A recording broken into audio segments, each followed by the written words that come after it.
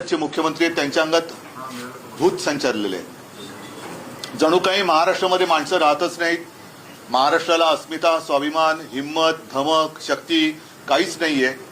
कोणी यावं, टपलीत मारावं आणि आम्ही छत्रपती शिवाजी महाराज की जय बोलून नुसतंच गप्प बसायचं, हे आतापर्यंत खूप झालं.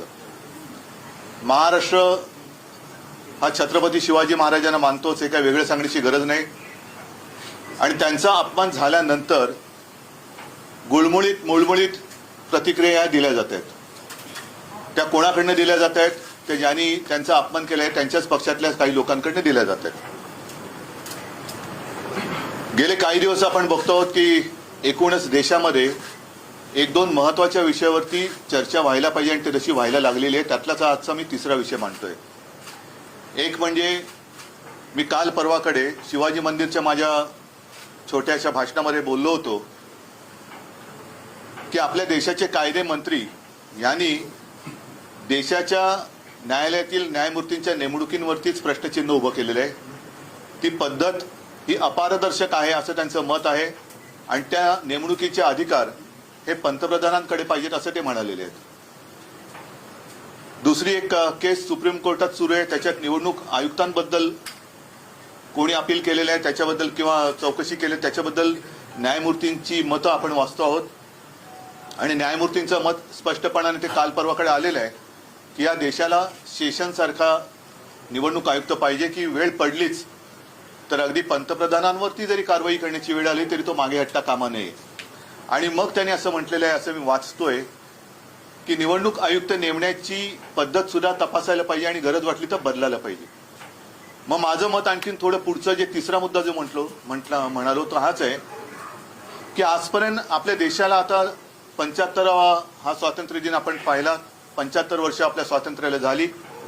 साधारणतः एक प्रघात आहे की ज्याचं सरकार केंद्रात असतं त्यांचीच माणसं किंवा त्यांच्याच विचारसरणीची माणसं ही देशातल्या विविध राज्यांत किंवा सगळ्या राज्यांमध्ये राज्यपाल म्हणून पाठवली जातात. या माणसांची कुवत काय असते, या माणसांची पात्रता काय असते? जरासा एक शब्द वापरतो, कोणी गैरसमज करू नये, म्हणजे खास करून ज्येष्ठ नागरिकांबद्दल मी बोलतोय की वृद्धाश्रमातही जागा नाही अशांना राज्यपाल म्हणून नेमलं जातं का, हा सुद्धा एक आता प्रश्न केंद्र सरकारला विचारायला पाहिजे. आणि राज्यपाल नियुक्तीचे सुद्धा निकष हे ठरवायला पाहिजेत असं माझं स्पष्ट आणि ठाम मत आहे. राज्यपाल हे आपल्या महामहिम राष्ट्रपतींचे दूत असतात. राष्ट्रपती हे निपक्ष असायला पाहिजेत, ते असतात. आणि त्याचप्रमाणे राज्यपाल सुद्धा हे निपक्ष असायला पाहिजेत. राज्यामध्ये जर काही पेच प्रसंग उभा राहिला तर त्याची सोडवणूक राष्ट्रपती किंवा केंद्र सरकारच्या मध्यस्थीने करण्याची जबाबदारी त्यांच्याकडे असली पाहिजे असा आपला हा एक समज आहे.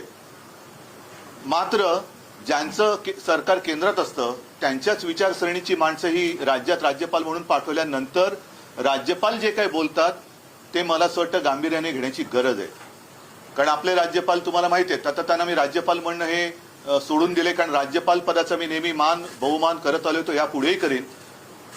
पण कोणीही व्यक्ती केवळ राज्यपाल पदाची झूल त्यांच्यावरती पांघरली म्हणजे लगेच त्यांनी वेडवाकडं काही बोलावं हे मात्र मी आणि आपला महाराष्ट्र काही मान्य करेल असं मला वाटत नाही. आपल्याला सर्वांना आठवत आहे की काही दिवसांपूर्वी आपण इथेच भेटलो होतो. तेव्हा या कोश्यारींनी मुंबई ठाण्यातल्या परिसरातील मराठी माणसाचा अपमान केला होता. आणि तेव्हा मी म्हटलं होतं की यांना आता कोल्हापुरी जोडा दाखवण्याची वेळ आलेली आहे. त्याच्यानंतरही हे महोदय थांबले नाहीत. त्याने आता छत्रपती शिवाजी महाराजांचा एक जुन्या काळातला आदर्श त्याच्यावरती आमचे कोल्हापूरचे जिल्हा प्रमुख चांगले म्हणालेत की बाप हा बाप असतो, तो जुना आणि नवा कसा काय म्हणणार तुम्ही. त्याच्यामुळे आदर्श हा आमचा आहेच, ते आमचं दैवत आहे. हळूहळू मला असं वाटते की ही जी काही शक्कल आहे ती केवळ या राज्यपालांच्या काळी टोपीतून आलेली नाहीये. त्याच्या मागे कोण आहे, या सडक्या मेंदूच्या मागील मेंदू कोण आहे हे सुद्धा शोध घेण्याची वेळ आलेली आहे. कारण हळुवारपणाने महाराष्ट्रातल्या आदर्शांचा अपमान करायचा. सावित्रीबाई फुलेंबद्दल पण असेच बोलले होते, पण आपण तेव्हा जाऊ द्या असं होतं कधी कधी, जाऊ द्या असं होतं कधी कधी.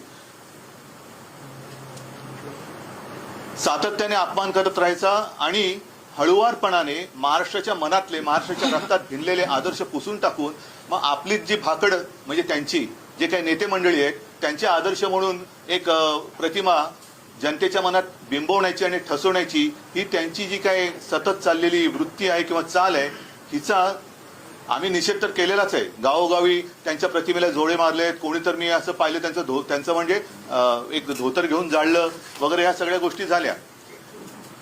आता हे महाराष्ट्राच्या अस्मितेशी खेळतायत. महाराष्ट्रातले उद्योग हे गुजरातमध्ये घेऊन गेले. महाराष्ट्राचं मंत्रिमंडळ, काल तर मी असं ऐकलं की कॅबिनेट मीटिंग मी सुद्धा मुख्यमंत्री होतो, अपवादात्मक परिस्थितीमध्ये ही पुढे ढकलली जाते. तशी काल काय अपवादात्मक परिस्थिती होती? तर अपवादात्मक परिस्थिती ही की यातले बरेचशी लोक हे गुजरातमध्ये प्रचाराला गेले. म्हणजे यांना महाराष्ट्र उघड्यावर पडलाय त्याची खंत नाही, महाराष्ट्राच्या अस्मितेचा, महाराष्ट्राच्या दैवताचा अपमान होतोय त्याची खंत नाहीये, त्याची चिंता नाही. मग काहीतरी गोलमाल उत्तर द्यायचं आणि वेळ मारून न्यायची.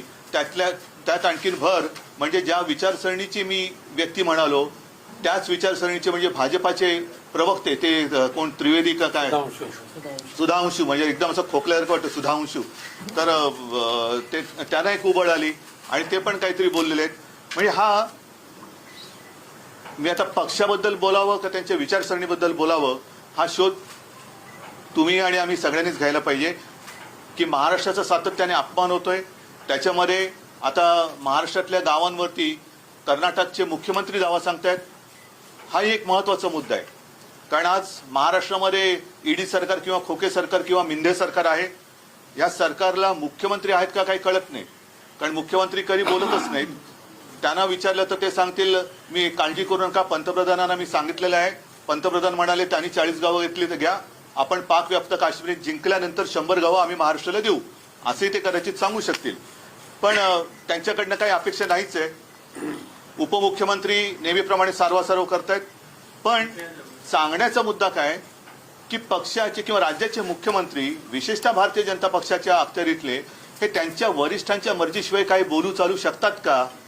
आणि ते जर नसेल तर मग बोंबईच ना, बोंबई जे काय बोललेत हे त्यांच्या वरिष्ठांच्या परवानगीशिवाय बोललेत का? म्हणजेच भारतीय जनता पक्षाचा महाराष्ट्राच्या अस्मितेवरती घाला घालण्याचा हा प्रयत्न, महाराष्ट्राचे तुकडे पाडण्याचा प्रयत्न, महाराष्ट्राचे उद्योगधंदे इतरत्र पळून महाराष्ट्र बेकार कंगाल करण्याचा प्रयत्न हा त्यांचा पक्षाचा राष्ट्रीय कार्यक्रम आहे का? याचं उत्तर त्यांनी दिलं पाहिजे. आणि मला असं वाटतं बरेच जण, आज पवारसाहेब पण बोललेत, स्वतः उदयनराजे बोललेत, संभाजीराजे पण बोलतायत, आणखीन सगळेच बोलतायत. आता वेळ आलेली आहे की जर ह्या राज्यपालांना हटवलं गेलं नाही तर या महाराष्ट्रद्रोह्यांचा विरोध तमाम महाराष्ट्रप्रेमींनी एकत्र येऊन केला पाहिजे. आणि या 2-4 दिवसामध्ये आपण वाट बघूया. मी तमाम महाराष्ट्रप्रेमींना आवाहन म्हणजे विनंती करतो आहे की हे असंच चालत राहिलं तर आपल्या डोळ्यात देखत आपल्या या शूरवीर म्हटल्या जाणाऱ्या राज्याची ही अब्रू किंवा अब्रूची लखतरं ही वेशीवरती ही टांगतायत आणि ती आपल्याला नुसतं बघत बसावी लागतील. म्हणून आपण आत्ताच वेळ आहे सगळ्यांनी एकत्र येऊन एक खणखणीत आणि दणदणीत इंगा या महाराष्ट्रद्रोह्यांना हा दाखवलाच पाहिजे. मग त्याला महाराष्ट्र बंद करायचं आहे, मोर्चा काढायचा आहे, काय करायचं आहे ते या सगळे जे महाराष्ट्रप्रेमी आहेत, मग मी पक्ष वगैरे बाजूला ठेवून सगळ्यांना आवाहन करतोय. अगदी भारतीय जनता पक्षातले महाराष्ट्रप्रेमी लोक जरी सोबत आले तरी त्यांना सुद्धा मी आमंत्रण देतोय की तुम्ही या. कारण पक्षीय राजकारणात जर आपली अस्मिता आणि राज्य चिरडलं जाणार असेल तर मग आपण मात्र छत्रपतींचं नाव घ्यायला नालायक आहोत. म्हणून या 2-4 दिवसामध्ये या सगळ्यांना मी बोलवतोय, सगळ्यांनी एकत्र यावं. आणि केंद्राला सुद्धा सांगतोय की हे चाळे आता बस झाले. आपण इकडे जे सॅम्पल पाठवलेले आहे त्या सॅम्पलला परत त्याच्या घरी पाठवा. दुसरीकडे कुठे अधिक चांगला वृद्धाश्रम असेल तर तिकडे पाठवा, पण आमच्याकडे सॅम्पल नको, याला परत घेऊन जा. नाहीतर आम्हाला काही ना काहीतरी म्हणतोय ह्याचा अर्थ जेव्हा काही करू तेव्हा लक्षात येईल. पण आंदोलन केल्याशिवाय आम्हाला स्वस्थ बसता येणार नाही. म्हणून परत एकदा या गोष्टीचा नुसता निषेध असो किंवा हे स्लिप ऑफ टंग असं नाहीये. ही स्लिप ऑफ टंग एकदाच होऊ शकते, सारखी होऊ शकत नाही. आणि मी जी तुम्हाला आता काही 2-3 गोष्टी सांगितल्या त्याचा जर का विचार केला तर मला असं वाटतं की हीच वेळ आहे, आत्ताच वेळ आहे. कारण आत्ता ही वेळ जर का गेली तर आपला महाराष्ट्र, यांनीच जाहिरात केली होती ना कुठे नेऊन ठेवलाय महाराष्ट्र माझा, तर हे महाराष्ट्र आपला कुठे नेऊन ठेवतील याचा आपल्याला अंदाज सुद्धा लागणार नाही. म्हणून परत एकदा सगळ्यांना, जे महाराष्ट्रप्रेमी आणि या महाराष्ट्रद्रोह्यांचे जे विरोधक आहेत, कारण महाराष्ट्रातील विरोधी पक्ष असं मी मानत नाही, महाराष्ट्र विरोध्यांचा विरोधी जो कोणी आहे, महाराष्ट्रप्रेमी जे आहेत त्यांना सगळ्यांना एकत्र येण्याचं मी एक आवाहन करतोय आणि त्याची वाट बघतोय. नाही तर शिवसेनेला जे पाहिजे ते करणारच आहे. जर सगळे पक्ष एकत्र येऊन माझं मत आहे की काहीतरी एक मोठं महाराष्ट्रात राज्यव्यापी असं काहीतरी आपल्याला केलं पाहिजे. म्हणजे दंगा फसाद नव्हे तर एक शांततापूर्ण महाराष्ट्र बंद असेल किंवा आणखीन काही असेल की जेणेकरून केंद्र सरकारला पण कळलं पाहिजे की महाराष्ट्र हा लेच्यापेचांचा प्रदेश नाहीये. सगळ्यांना एकत्रित करण्यासाठी तुम्ही पुढाकार घेणार आहात त्या संदर्भात? मी आता तुम्हाला त्याचसाठी बोलवलेलं आहे की तुमच्या माध्यमातून जे जे प्रेमी आहेत आणि त्याच्यात मी तुमचा प्रश्न माझ्या लक्षात आला म्हणून मी म्हणले की भाजपमध्ये सुद्धा महाराष्ट्रप्रेमी असं काही नाहीये की भाजपमध्ये महाराष्ट्रप्रेमी नाहीयेत. भाजपमध्ये सुद्धा काही महाराष्ट्रप्रेमी जरूर आहेत. तुम्ही केलं की वारंवार ही वक्तव्य करतात. या वारंवार वक्तव्यांचा आपण काही कायदेशीररित्या कारवाई केली पाहिजे असं हे बघा, आता कायदेशीर कारवाईबद्दल मी बोललो ना की जिथे न्यायमूर्तींच्या नेमणुकीबद्दल देशाचे कायदा मंत्री शंका उपस्थित करतायत हा एक मोठा गंभीर विषय आहे, फारच गंभीर आहे आणि त्याची दखल न्यायालयाने घ्यायलाच पाहिजे. ती मला वाटते ते घेत आहेत. कारण केंद्राचे आपले केंद्रीय कायदा मंत्री जर असं म्हणत असतील तर मग आपण न्याय मागायचा कोणाकडे? कारण ती जी एक तो न्यायवृंद त्याला एक शब्द आहे किंवा कोलोजियम हीच पद्धत त्यांना रद्द करून जर न्यायमूर्तींच्या नेमणुका सुद्धा त्यांना करण्याचे अधिकार, जसं निवडणूक आयुक्तांबद्दल जे काय आता न्यायालयाने प्रश्न उपस्थित केले तसंच मुख्य न्यायाधीश असो इतर न्यायाधीश असो यांची सुद्धा नेमणुकीचे अधिकार केवळ पंतप्रधानांकडे द्यायचे असतील तर मग त्याच्यापेक्षा न्यायालय बंद केलेली बरी. आणि म्हणूनच मला वाटतं की न्यायालय सुद्धा जागरूक आहे. न्यायदेवता आपण आंधळी म्हणतो पण ती काय बहिरी नसते. हे सगळे शब्द ती ऐकते आणि याच्याबद्दल सुद्धा न्यायदेवता काय इलाज करायचं ती करेल. राहुल साहेबांची सिक्युरिटी काढून घेतली, त्यांच्या घराची रेकी केली जाते, पण आता हा नवीन पायंडा पडलाय का महाराष्ट्रात की सत्ता असली की विरोधकांच्या सिक्युरिटी काढून घेणं? मला असं वाटतं जेव्हा आमची सत्ता होती आणि ती जेव्हा परत येईल त्यावेळेला आम्ही पूर्णपणे ही व्यवस्था जी आहे सुरक्षा व्यवस्था ही पोलिसांच्या गुप्तचर यंत्रणेवरती सोपवली होती की ज्यांना सुरक्षेची आवश्यकता आहे त्यांना सुरक्षा जेवढी आवश्यक आहे तेवढी दिली गेलीच पाहिजे. अनावश्यक सुरक्षा हा भाग वेगळा आहे. पण संजय राऊत बद्दल मला नाही वाटत कोणी असं म्हणेल की याला अनावश्यक सुरक्षा होती. पण जिथे संजय राऊतांच्या वाईटावरतीच टपलेली लोक आहेत तिकडे सुरक्षा काढल्यानंतर जर काही घडणार नाही पण घडलं तर ती जबाबदारी त्यांची राहील.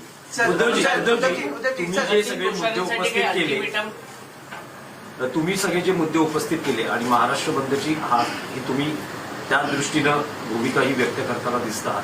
पण भाजपचे नेते आणखी एक मुद्दा या निमित्तानं उपस्थित करत आहेत की राहुल गांधी महाराष्ट्रात येतात, सावरकरांच्या बाबतीत बोलतात आणि उद्धवजी फक्त आपण त्यांच्या विधानाशी सहमत नाही इतकीच भूमिका मांडतात. शिवसेना पण छत्रपतींचा अपमान करणाऱ्यांनी आम्हाला सावरकरांचं महत्व पटवून देण्याचा प्रयत्न करू नये. आणि म्हणून मला असं वाटतं की सावरकरांचा अपमान झालं होती आम्ही सुद्धा गप्प राहिलो नाही. मी तत्काळ प्रेस घेऊन त्यांना सांगितलं. नंतर राहुल गांधींनी तो विषय टाळला. मात्र त्यावेळेला जसे हे अंगावर आले होते तसे अंगावर यांच्या का नाही जात? आता कोणालाही जोडे मारणार? नाही मला एक फक्त मी सांगतो साहेबांनी जे सांगितलंय त्याच्यावरती तुमचं एक फक्त जोडतो की उद्धवजींनी तर इशारा दिलाच होता पण शिवसेनेकडून महाविकास आघाडीला तडे पडतील असं स्वतः बोललेले. हा म्हणजे हे शिवसेना पक्षप्रमुखांच्या वतीनं बोलले की आम्हाला परवा नाही अशा प्रकारच्या वक्तव्यामुळे महाविकास आघाडीला तडे पडतील, ऐक्य धोक्यात येईल आणि मी सहन करणार नाही. एवढी ठाम भूमिका माननीय पक्षप्रमुखांनी घेतलेली आहे. तशीच भूमिका आता या मिंदे गटाने घ्यावी. मी आता सांगितलं ना तुम्हाला की येत्या 2-4 दिवसामध्ये आपल्याला हा विषय तडीस न्यावा लागेल आणि तोपर्यंत जे जे महाराष्ट्र प्रेमी आहेत जे जे शिवछत्रपती प्रेमी आहेत फुले प्रेमी आहेत त्या सगळ्यांनी, कारण छत्रपती शिवाजी महाराज झाले नसते तर हे कोश्यारी बुवा किंवा ते काय मगाशी मग काय बोलतो सुधांशू ते कुठे असते आणि कोणत्या वेशात असते ह्याचा पत्ता लागला नसता. तसंच सावित्रीबाई फुले झाल्या नसत्या तर महिला शिक्षणाचं काय झालं असतं. तर एकूणच हे आता अति झालं. ज्याला काही आगापिछा नाही अशी लोक राज्यपालपदी नेमली जात आहेत आणि राज्यपाल पदाची अवहेलना होते पर्यायाने महाराष्ट्राची होते.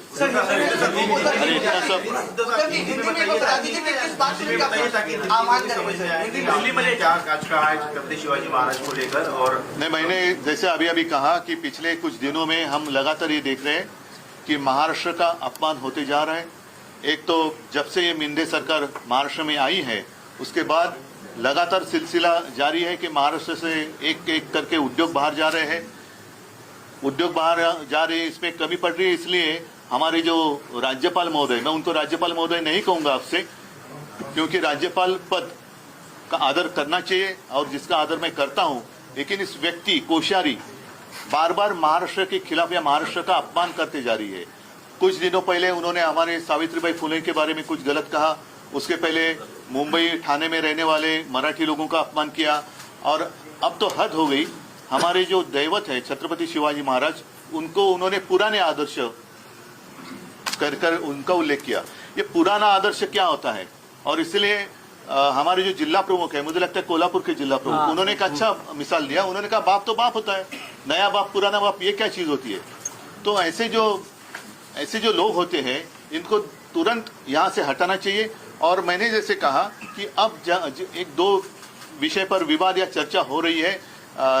जैसे हमारे देश के लॉ मिनिस्टर है किरण रिजिजू, उन्होंने तो आशंका जताई है कि जो भी हमारे जस्टिस होते हैं उनकी नियुक्ति होती है उसके लिए कोलोजियम होता है, उसके ऊपर उन्होंने आशंका जताई है कि इसमें अपारदर्शकता है और वो अधिकार प्राइम मिनिस्टर को होने चाहिए। मतलब ये जो पूरी संस्था है, न्याय संस्था, वो भी अपने हाथ में वो लेना चाहते हैं, जिसका विरोध तो होना चाहिए और उसके ऊपर कार्रवाई कोर्ट तो करेगी। साथ ही साथ और एक विवाद चल रहा है, एक केस चल रही है सुप्रीम कोर्ट में इलेक्शन कमिश्नर के बारे में, और उसमें हमारे जो न्यायमूर्ति साहब है उन्होंने कहा है कि ये इलेक्शन कमिश्नर कैसे उनको नियुक्त किया जाता है उसके ऊपर भी एक चर्चा होनी चाहिए, उसकी कुछ तो सिस्टम होनी चाहिए। और इसी तरीके से गवर्नर या राज्यपाल कौन नियुक्त करता है, क्या क्राइटेरिया है? अब तक तो ऐसे माना जाता है और हमने देखा है कि जिसकी सरकार केंद्र में होती है वो उनके मर्जी से उनके व्यक्ति अलग अलग राज्य में भेजते हैं। स्वाभाविक है, जो भी व्यक्ति वो राज्य में भेजते हैं वो उनके विचारधारा के अनुसार चलते हैं। और अब ये सवाल उठता है कि जो हमारे कोश्यारी शिवाजी महाराज जी के बारे में जो उन्होंने कहा, सावित्रीबाई फुले के बारे में उन्होंने कहा, तो विचारधारा की अगर बात करें तो ये क्या भाजपा की विचारधारा है? दूसरी बात, ये थोड़ा कम हो रहा है या इससे शायद नजर हट जाए, इसलिए हमारे जो पड़ोसी राज्य है उसके जो मुख्यमंत्री है बोमई, ऐसे लगता है कि उनके शरीर में भूत ने प्रवेश किया है, अंगत भूत है तो म्हणता ना। और क्या कैसे पता नहीं, हमारे 40 गांव पर उन्होंने दावा ठोक दिया। तो क्या महाराष्ट्र में लोग रहते नहीं है? महाराष्ट्र में क्या हिम्मत नहीं रही? बाकी महाराष्ट्र का स्वाभिमान वगैरह हमने कुछ छोड़ दिया? और ये ऐसी कोई भी आएगा और हमारे खिलाफ कुछ भी बकते चले जाएगा, ये अभी बर्दाश्त नहीं होगा। और इसलिए मैंने कहा कि अब समय आया है, ये सारी जो बातें हैं हम अनदेखी करें तो शायद आगे जाकर हमें कुछ दिखाई नहीं देगा। तो अब समय है, और मैं आपके माध्यम से जितने सारे महाराष्ट्र के प्रेमी है, छत्रपति शिवाजी महाराज जी के प्रेमी है, फुले, शाहू, अंबेडकर सब प्रेमी है, भक्त है, उनको मैं कहता हूँ चलो पार्टी बाजू में रखते हैं। अगर हमारा राज्य रहेगा तो हम रहेंगे। देश तो बड़ा है, देश तो रहना ही चाहिए, लेकिन राज्य की अस्मिता, राज्य का स्वाभिमान, उसको अगर ठेस पहुंचती है तो हमें इकट्ठा आकर उसका विरोध करना चाहिए। और कुछ दिन इंतजार करेंगे, 2-5 दिन इंतजार करेंगे। अगर ये जो पार्सल है वो आया था अमेजोन से, वो अमेजोन से वापस जाए तो अच्छा है, नहीं तो उसको वापस भेजना पड़ेगा और नई कोई काबिल व्यक्ति महाराष्ट्र में इस स्थान पर आनी चाहिए। अन्यथा हमें कुछ ना कुछ करना पड़ेगा। जैसे महाराष्ट्र बंद की बात हो या विराट मोर्चा की बात हो, या देखा जाएगा, सबको साथ में लेकर हम तय करेंगे।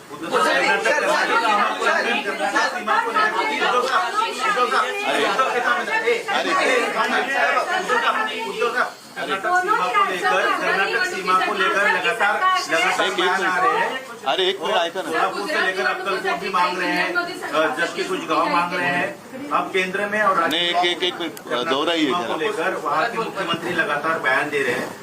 राज्य और केंद्र में दोनों जगह बीजेपी की सरकार है। नहीं, राज्य भाजपा की ही सरकार है। अरे एक करके पूछिए ना। हाँ, इस पूरे मामले को लेकर आप कैसे इसको देखते हो? नहीं, मैंने कहा ना कि हमारे यहाँ तो मुख्यमंत्री पहचान कौन, जैसे मुख्यमंत्री कौन, और लगातार ये उप मुख्यमंत्री कुछ बातें करते जा रहे हैं। मुख्यमंत्री को तो हिम्मत नहीं है इसके खिलाफ कुछ बात करने की। स्वाभाविक है, ऊपर वाले की मर्जी, जो ऊपर वाले कहेंगे उनको वहाँ जैसे बोलना पड़ता है। तो जो कर्नाटक के मुख्यमंत्री भारतीय जनता पक्ष के हैं, उन्होंने जो अचानक बात छेड़ी है, क्या उसको ऊपर से आशीर्वाद है या ये केंद्र की मानसिकता है, ये भी स्पष्ट होना चाहिए। और ये विरोध करेंगे, हम जाने नहीं देंगे, ये फिजूल की बातें हैं। आप स्वयं मतलब अपने राज्य के बहुत सारे मंत्री तो गए गुजरात में प्रचार के लिए, ऐसे मैंने पढ़ा। नहीं, आपने कहा कि जैसे अपनी भूमिका ली थी वीर सावरकर जी के मामले में, आपने जैसी भूमिका ली थी वीर सावरकर जी के अपमान के मामले में कि हम यूपीए से मतलब महाविकास आघाड़ी से बाहर पड़ेंगे, हमने स्पष्ट किया था। तो ये सरकार नहीं, ये तो देखो, हम ये क्यों कह सकते हैं, ये इनको वहां कुर्सी को चिपक के बैठना है, ये लाचार है। ये छत्रपति शिवाजी महाराज का महाराष्ट्र है और उस महाराष्ट्र के हम मुख्यमंत्री हैं, ये भावना उनके मन में नहीं है। हम मुख्यमंत्री, हम मतलब वो बने वो ऊपर वाले की मेहरबानी से, दिल्ली वाले की, तो दिल्ली के खिलाफ क्या कहेंगे? क्या वो कुर्सी छोड़ सकते हैं? हिम्मत है उतनी? और ऐसे महाराष्ट्र के अपमान सहना, क्या ये बाला साहब का हिंदुत्व है?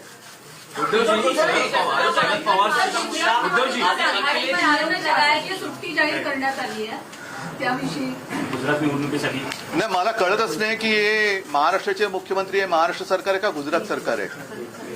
मला गुजरात बद्दल आदर आहे. गुजराती जे इथे खूप राहतात, वर्षानुवर्ष पिढ्यानपिढ्या राहतात, त्यांच्याबद्दल मला आदर आहे. पण असा काय प्रकार आहे? महाराष्ट्राच्या निवडणुकीच्या वेळेला कर्नाटकात सुट्टी असते का? मध्य प्रदेशमध्ये असते का? हा कोणता नवीन प्रकार? उद्या पाकिस्तानच्या निवडणुकीसाठी पूर्ण देशात सुट्टी जाहीर करतील, काय सांगावं? पवार साहेब सीमावादावर में महाविकास आघाड़ी पर आरोप लगाया कि महाविकास आघाड़ी ने जब श्रद्धा ने शिकायत की थी पुलिस ने महाविकास आघाड़ी सरकार के दौरान क्या? श्रद्धा वालकर नहीं, ठीक है, ये विषय बड़ा है, अलग है, गंभीर है. इस विषय में आप मत लिए, अलग से इसके ऊपर बात. आधी राहुल गांधी, मग तेजस्वी यादव आणि आता अखिलेश यादव यांची भेट आदित्य ठाकरे यांची आहे. अखिलेश यादवचं वगैरे अजून पुढे जाहीर नाही केलेलं आहे. पण मला असं वाटतं की आजची ही प्रेस कॉन्फरन्स मी बोलले तेवढ्या पुरती सीमित ठेवूया. त्याच्यानंतर सुद्धा जे विषय असतील